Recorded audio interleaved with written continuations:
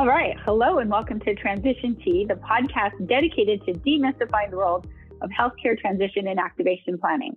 I'm your host, Kelly Guzman, President and CEO of Yellow Brick Consulting.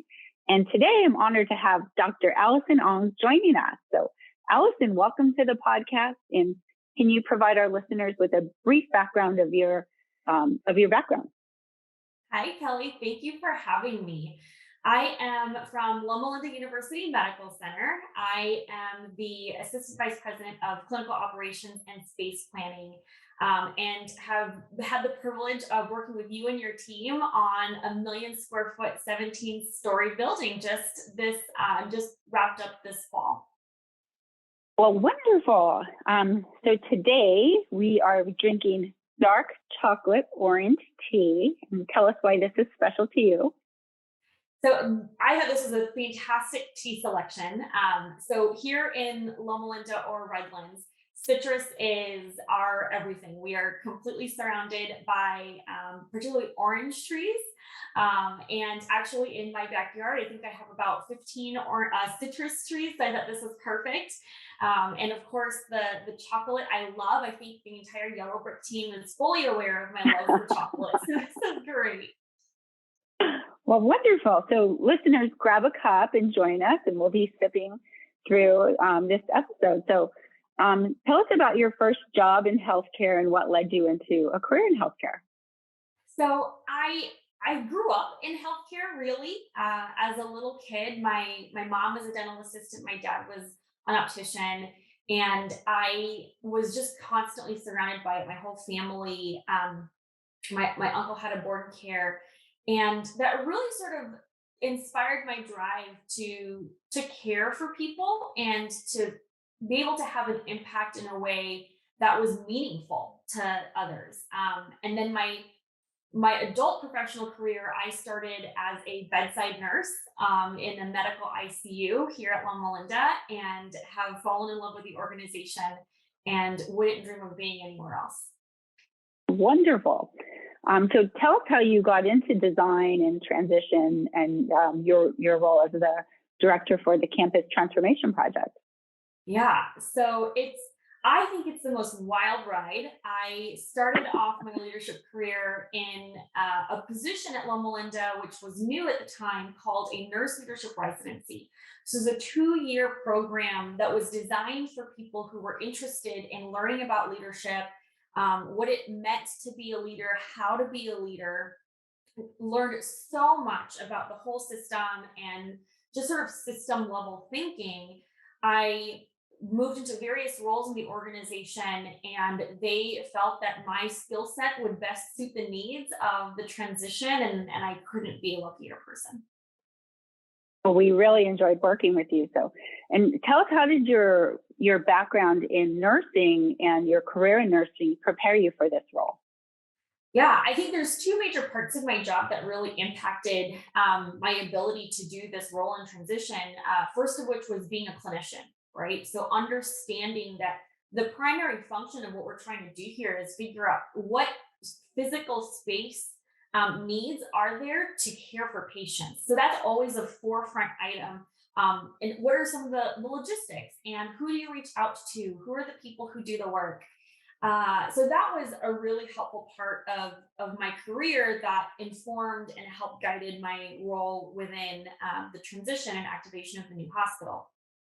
The other thing was my role in patient placement that I had previous to my role in the new hospital project, which was, how do you look at the global perspective of movement of patients, of quality metrics, and how does structure and process impact outcome? So all of that together, I thought was really helpful in helping me in this role. And so now you've finished the project and you have transitioned to a new role. So tell us about that role. I am now still have clinical operations, which is predominantly patient placement and transfer center, house supervisors. That continues to report to me. But I'm also responsible for space management now. And space management at Loma Linda is not just about, which office should people be placed in, but it's also about opening new departments. So especially now as we're looking into our COVID surge, yet again, part of my responsibility is working with the various teams because no department can open with one department or one function. Right. It's not just nursing, it's pharmacy and lab and respiratory and just this slew and variety of services.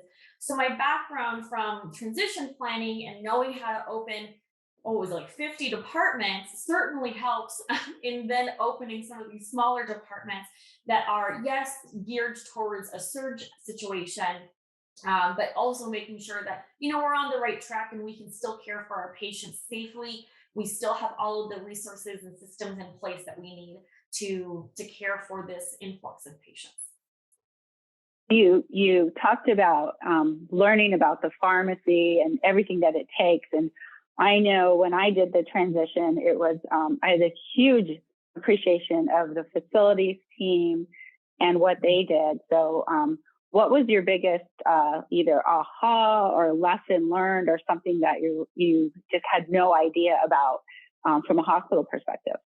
Oh gosh, we'd be here all day for me to list all of that. But I think that the overarching sentiment is there's not a single department in the organization that isn't critical to providing care for patients. One of the things that our CEO, Trevor Wright, says is, there's two types of people in the organization. There are people who directly care for patients, and then there's those of us who care for those people. And I think about the various systems. You think about facilities, you think about EVS, you think about pharmacy and radiology.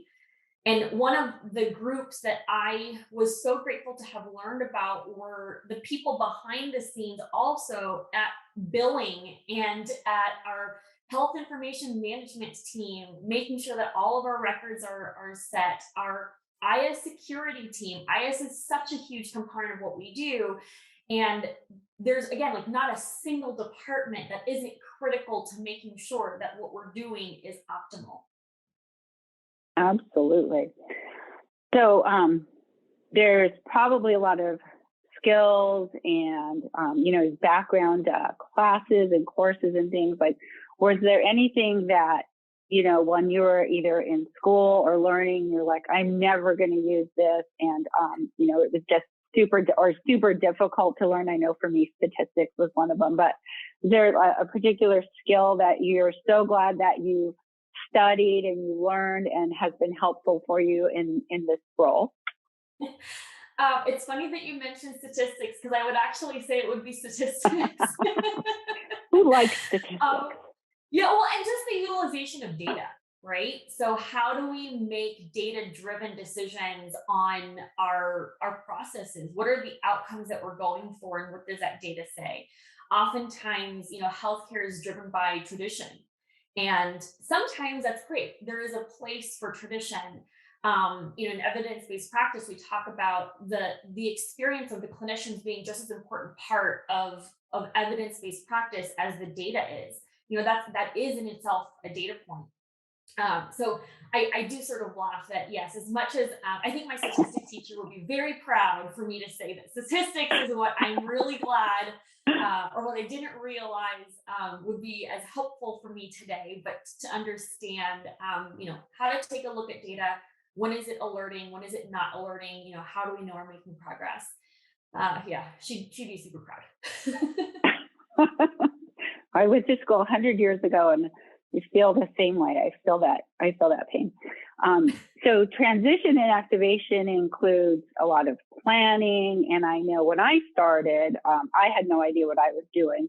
And I thought about the patient move, and we're going to take all of these patients and move across the street and open up this new hospital, and learned that there's so many different aspects of transition. So what was your favorite piece or component or part of transition that you really just enjoyed and would love to do again? Move day, for sure, without a shadow of a doubt. I think that there's something special about, even though it's complex and it's nerve-wracking because you have some really sick patients that you're trying to move and you're trying to do this safely. And you get a lot of concerns from other various clinicians, and you know that it comes from a great place because they genuinely care about their patient. Um, but what I love about it is this unified focus on what we know is successful, or what the definition of success is, which is we're going to move these patients in a timely manner, and our goal is that everyone is safe. And I think the underlying threads to that is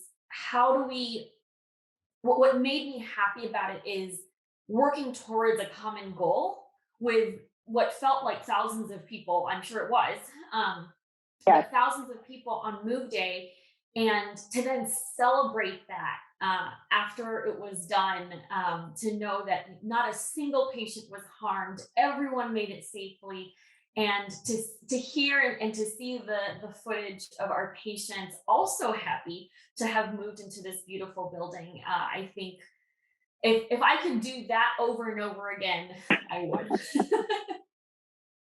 Well, we started your project pre-pandemic and had a big summit with all of a kickoff summit with the leadership team.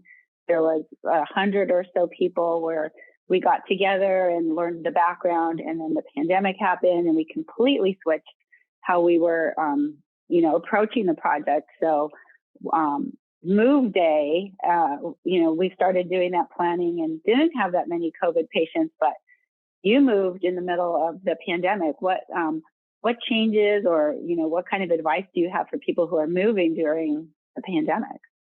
Oh, we moved in the middle of a surge in COVID cases, which was not what I was hoping for when I first started this project.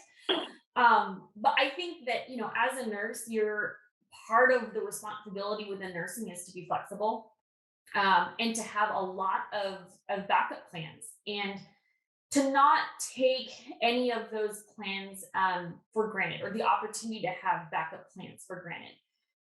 One of the things that my preceptors when I was a bedside nurse always said to me is, if you're prepared for it, it's not going to happen. So make sure you're prepared, have a plan A through Z, and you'll be just fine. And I think that for people who are having to go through transition during a pandemic, and I want to answer this in two ways. There's the workflow planning part of it, and then there's the actual Move Day part of it. But the workflow planning during a pandemic, it's hard because other people have their regular jobs to do, right? It's not a one-day event. Move Day is a one-day event, really.